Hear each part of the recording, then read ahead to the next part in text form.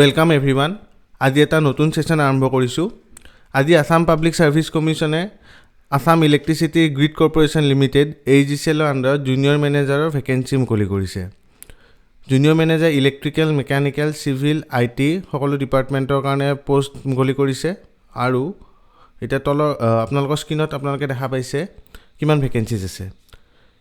Junior manager ইলেক্ট্ৰিক্যালৰ কাৰণে total vacancy উলাইছে 77 open category কাৰণে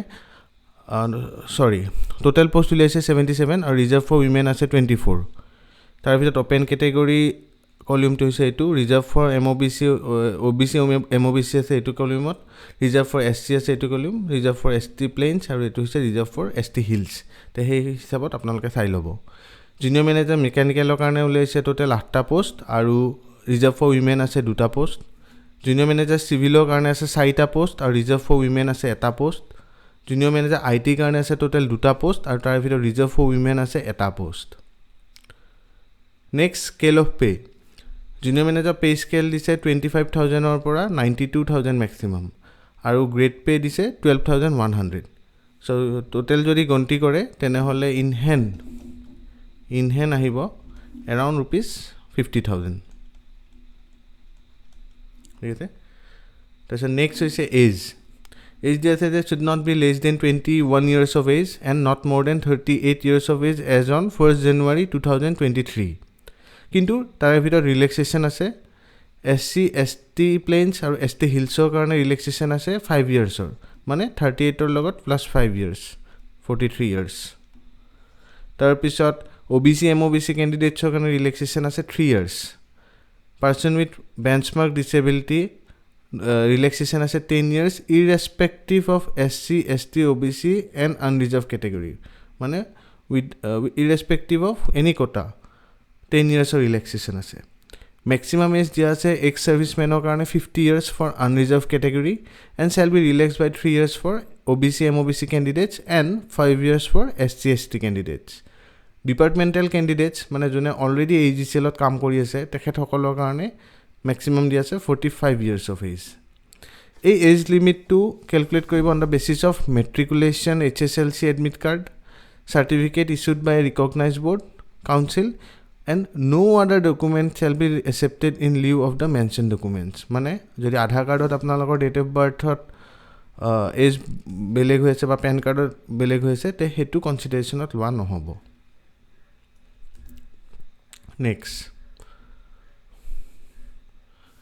Educational qualification full time diploma lage gote gita karone electrical, mechanical, civil, IT khali IT dia ase je full time diploma in computer science and engineering or information technology or computer engineering or computer science or computer technology aru yat dia ase je minimum 60% marks lagibo qualifying examination of diploma courses আৰু SC ST ক্যান্ডিডেটৰ কাৰণে লাগিব minimum 50% marks in qualifying exam of diploma কোৰ্সেস।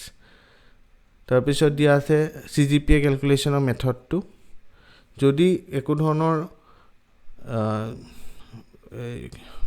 নৰ্মস adopt কৰা নাই ইউনিভাৰ্সিটিখনে তেতিয়াহলে এটা formula apply কৰা হ'ব যে CGPA will be multiplied by a factor of 10 and the sum will be subtracted by 5 মানে কোনবাই যদি 6.9 পাইছে তেনেহলে ইনটু 10 কৰা হ'ব মানে 69% হ'ব, তাৰ পিছত -5 কৰা হ'ব, টোটাল 64% বুলি ধৰা হ'ব।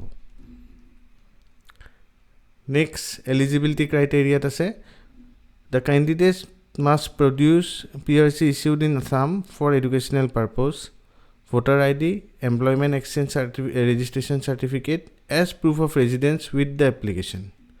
ঠিক আছে, মানে এইকেইখন ডকুমেন্ট দিব লাগিব for proof of residence, education PRC issued in Assam for educational purpose, voter ID আৰু নহলে employment exchange or registration certificate.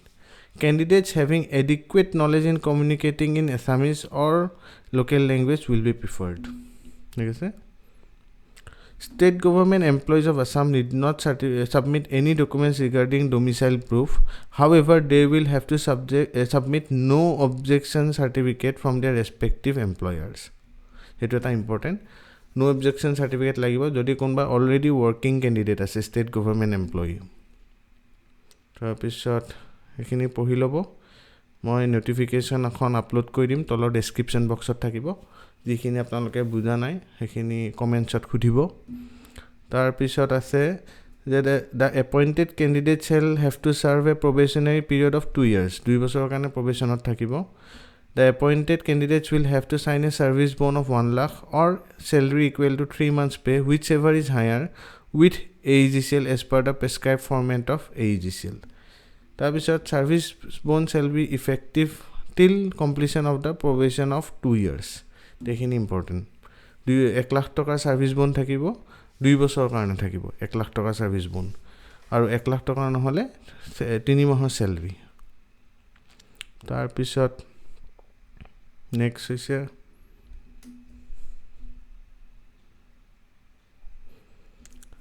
starting date for online application আৰম্ভ হ'ব লোৱা 12 May 2023 পা closing date 11 June 2023 আৰু লাষ্ট ডেট হ'ব 13 June 2023 ঠিক আছে ইয়াতে ফি স্ট্ৰাকচাৰটো দিয়া আছে application fees it is a total amount জেনেৰেলৰ কাৰণে 297.2 SC ST OBC MOBC কাৰণে 197.2 বিলো পভাৰ্টি লাইন তেখেতসকলৰ কাৰণে 47.2 আৰু পাৰ্সন উইথ বেঞ্চমাৰ্ক ডিসেবিলিটি 47.2 এটা কেনেকৈ এপ্লাই কৰিব লাগে তাৰ প্ৰসিজাৰটো দিয়া আছে আপোনালোকে পঢ়ি ল'ব আৰু যদি কিবা বুজি নাপায় তেনেহলে কমেন্টত সুধিব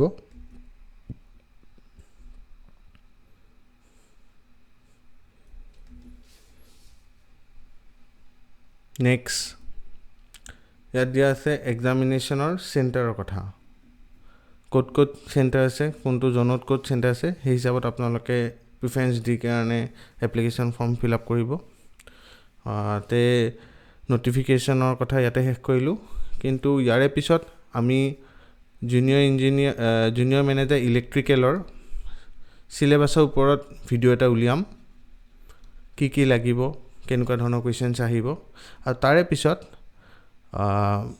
আপোনালোকৰ যোনটো সিলেবাস থাকে সিলেবাস দিয়া হ'ব সেই সিলেবাসৰ এক্সাম সেন্ট্ৰিক কোৱেশ্চনছ সলভ কৰোৱা হ'ব এক্সাম সেন্ট্ৰিক কোৱেশ্চন সলভ কৰা হ'ব ক্লাसेছ লোৱা হ'ব আৰু সেইবোৰ সব ক্লাसेছ ফ্ৰী হ'ব ঠিক আছে থ্যাংক ইউ আৰু যদি ভিডিওটো ভাল পাইছে তেনেহলে লাইক কৰি দিব শেয়াৰ কৰি দিব আৰু সাবস্ক্ৰাইব কৰিব থ্যাংক ইউ